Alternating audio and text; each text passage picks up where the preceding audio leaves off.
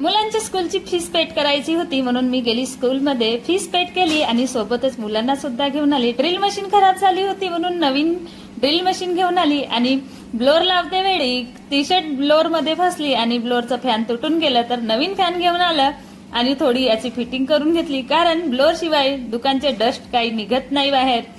त्याच्यानंतर इकडे होता आज बर्थडेचा कार्यक्रम तर इकडे थोडं चहा घ्यायला गेली। मुलाला घेऊन येते वेळी यांच्या घराकडून आली, चहा घेतली आणि घरी आली। मुलांचं जेवण वगैरे करून मुलांना पाठवली ट्युशनला। मी माझे घरचे कामं आटपवली आणि मग माझी सुद्धा तयारी केली।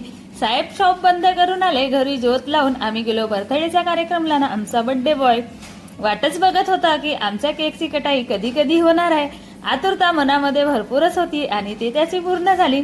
इकडे बर्थडे छान असा सेलिब्रेट झाला आणि मग केलो आम्ही सर्वांनी जेवण। या सर्व जेवण करायला बाय भेटून